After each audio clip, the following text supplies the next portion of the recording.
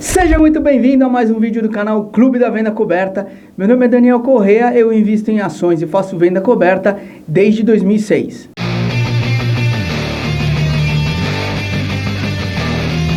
No vídeo de hoje eu vou falar a respeito de como é composta a minha carteira, quais as ações que eu uso para fazer venda coberta, como está a evolução da minha carteira, o que eu imagino o futuro dela, como é a evolução da minha renda, o que eu foco, o que eu nem olho. E é por esse tipo de conteúdo que eu acho que vale a pena você se inscrever no canal. Se você ainda não é inscrito, já se inscreve, aproveita, clica aqui. Se você gostar do vídeo, deixa um like que me ajuda a que esse vídeo apareça para outras pessoas que tenham os mesmos interesses que nós. Vou começar mostrando como é a composição da minha carteira dividida entre fundos imobiliários e ações. Eu sempre tento deixar as ações com cerca de 90% e os fundos imobiliários com cerca de 10%.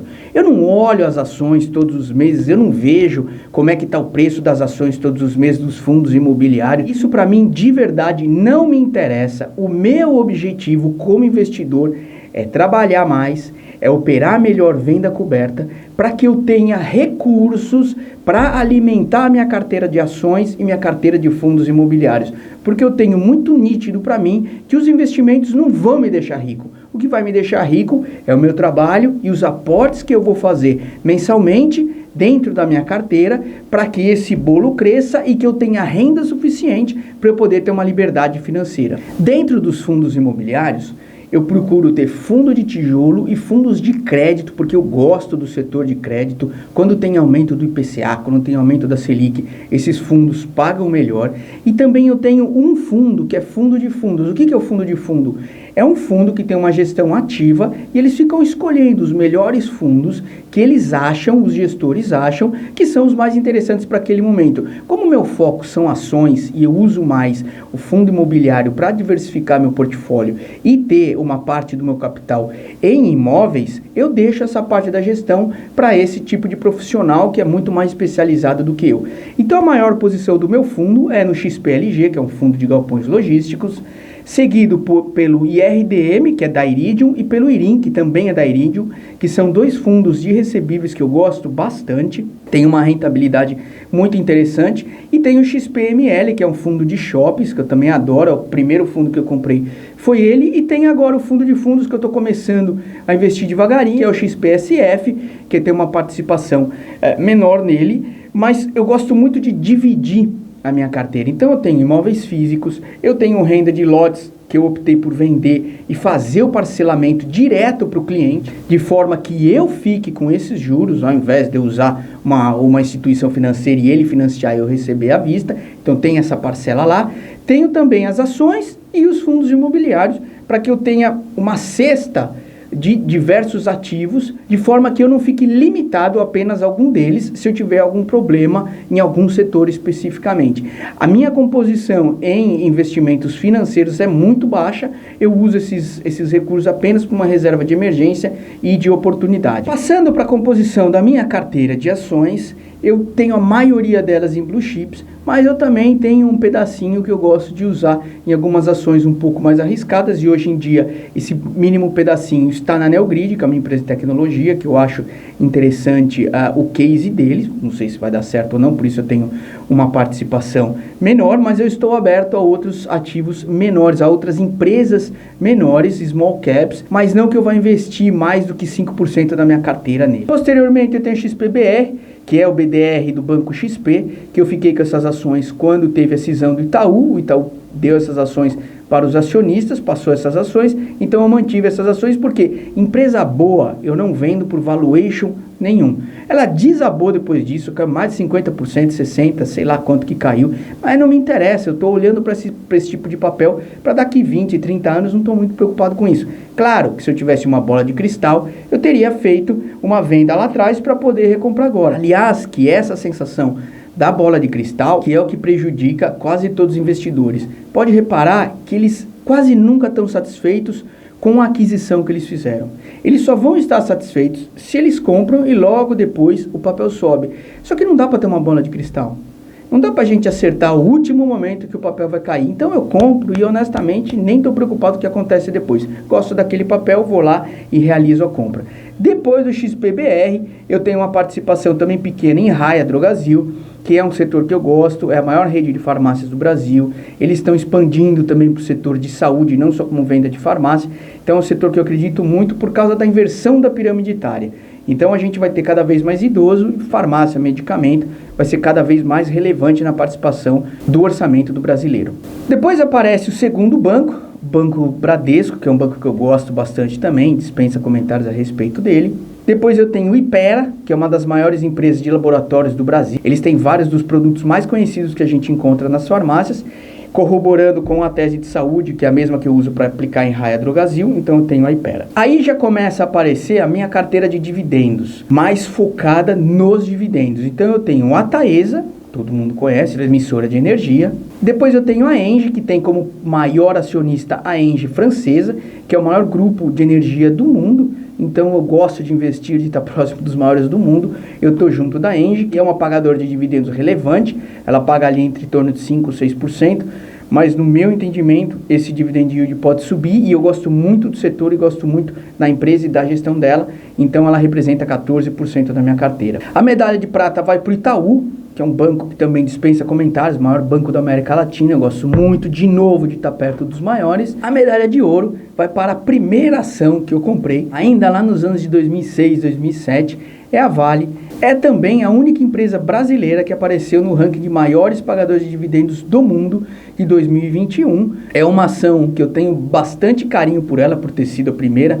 Não que isso afete o meu julgamento a respeito dela, mas esse papel, juntamente com a Engie, são os dois papéis que hoje em dia eu estou aportando todos os recursos que eu tenho condições, seja de venda de opções, seja de dividendos e seja de recursos externos que eu trago para a bolsa para fazer os novos aportes. Quando a gente fala de buy and hold, as pessoas veem longo prazo, falam de longo prazo, às vezes eles têm a sensação ou a falsa impressão de que é uma coisa garantida.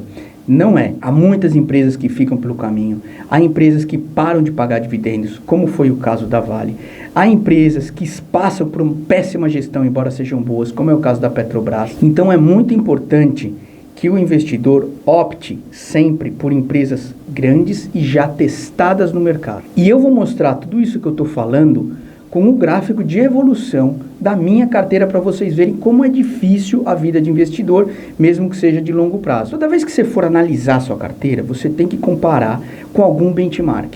Ou seja, para saber se a tua carteira está indo bem no longo prazo ou ela está indo mal no longo prazo. E para evidenciar isso que eu estou falando, a dificuldade de longo prazo, eu vou mostrar a evolução da carteira.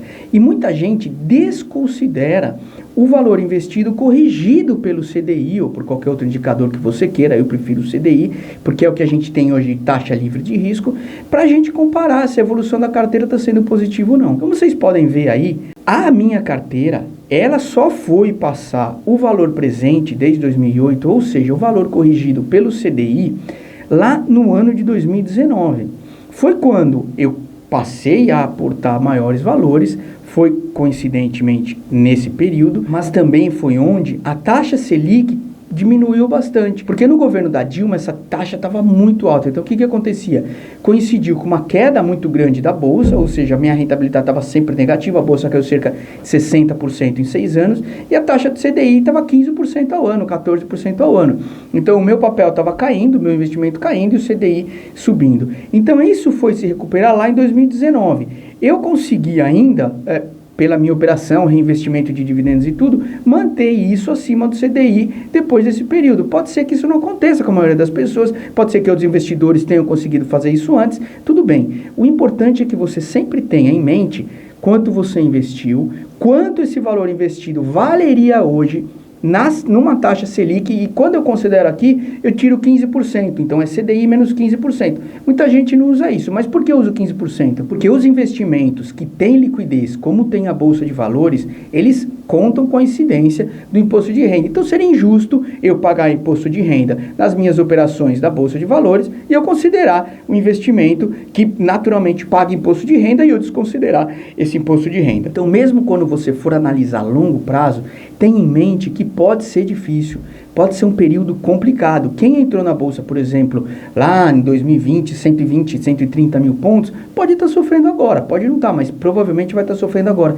E isso é natural.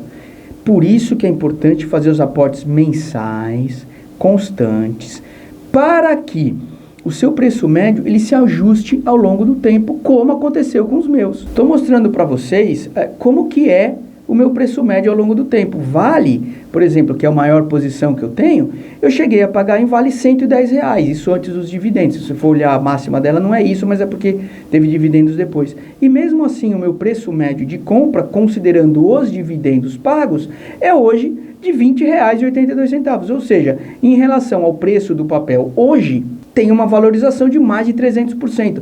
É justamente por isso que eu não vendo papel bom. Papel bom, na prática, ele sempre vai subir. Ele pode ter um ano que vai cair, outro ano que ele cai mais ainda, mas no longo prazo ele vai sempre subir. Então, quando você vai colocando dinheiro, aportando mensalmente, você vai pagar 110, mas você vai pagar R$20. Se você ficar esperando o papel cair, a hora que o papel cair para R$20, você vai esperar cair para 10. Ele não cai mais para 10. Ele vai para 30. Aí você fala, poxa vida, estava em 20, não vou comprar em 30. Ele vai para 40. Aí você fala, putz grila, agora eu vou comprar em 40. Aí você compra 40, ele vai para 30. Você fala, pô, eu sou um tapado mesmo. Podia ter esperado e comprado em 30. Ou seja, você vai estar sempre correndo atrás do seu rabo. Então esquece preço, ação boa, você achou um valuation bom para ela, você acha que é um investimento legal. Naquele investimento picadinho que você vai colocar todo mês, tanto faz o preço da ação, porque o recebimento de dividendos, ele vai levar o seu preço médio próximo a zero. Também tem o Itaú, que são as ações que eu tenho de mais longo prazo, Taese, etc. De pera para baixo, você pode ver que tem as ações que são mais novas, que elas estão no campo negativo. Eu estou preocupado com isso? Nem um pouco. Eu gosto dessas empresas, eu gosto desses fundos imobiliários, eu estou olhando lá para frente e focando na renda. Falando em renda, como é que é a evolução da minha renda ao longo do tempo? Olha como ela vem minguando lá de 2011, que eu coloquei aqui a partir de 2011 só. Ela vem num período muito difícil, nessa época que a bolsa estava caindo muito, a gente passou uma crise complicada e as ações estavam lucrando pouco. As ações lucrando pouco, as empresas segurando um pouco de dividendo por causa da situação financeira delas, para manter mais dinheiro em caixa, para melhorar a solvência delas, então caíram os dividendos. Só que a partir do momento que começa a recuperação das empresas, olha como acontece a explosão da remuneração. Óbvio que em 2021 a Vale pagou uma cacetada de dividendos, mas em 2016, 2017, 2018 por ali, por causa de Brumadinho, Mariana e os Cambal, não pagou nada. Então essa é a importância também de você ter uma diversificação na sua carteira de ações, porque uma pode ficar sem pagar algum tempinho e você não pode ficar sem a renda, então você tem que ter o complemento das outras. As ações que eu mais gosto de fazer venda coberta hoje, que me dão os melhores resultados, são os bancos. O Itaú me dá um resultado fantástico, porque é um banco que fica muito ali paradinho, em volta de um valor, ele me dá uma remuneração muito boa. A Vale, apesar de ser a mais antiga, eu estou negativo na Vale, porque ela é extremamente volátil. Então, como eu tenho uma política de preservar o risco, então quando o papel sobe muito, eu saio da frente. E quando você vai saindo da frente, isso vai trazendo prejuízo naquela operação de venda coberta. Mas as outras todas, Bradesco eu faço também, Taesa eu faço, Engie eu faço, Ipera eu faço, Raia eu faço. Essas ações, elas têm um pouco menos de liquidez, mas ainda assim é possível você operar longe do dinheiro. E qual a finalidade disso? Você conseguir um dividendo, muita gente chama de dividendo sintético. Então, por exemplo, o Itaú hoje em dia está pagando 3% de dividendo, mas eu consigo, operando direitinho, mais 6% com venda coberta. Vale dar negativo. Na média, se você conseguir alimentar a tua carteira uns 3, 4% ao ano, você está operando muito bem. Quando você faz venda coberta, esse é o objetivo, você pegar um pouquinho do dinheiro, um adicional em relação ao preço do papel, em relação aos dividendos, para você poder reinvestir esses valores. Pessoal, eu queria deixar claro nesse vídeo a importância de você ter uma diversificação, que vocês conhecessem melhor como eu opero, como é composta a minha carteira, para vocês entenderem como eu gosto de operar, como é a minha realidade, a minha percepção acerca da Bolsa de Valores. Eu espero que eu tenha atingido esse objetivo. Se você gostou do vídeo, deixa o like aqui, compartilha com alguém que tenha o mesmo pensamento que eu tenho, que você tenha, que você acha que vai ser relevante, que você me ajuda muito. Muito obrigado por ter ficado até o final. A gente se vê na próxima. Valeu!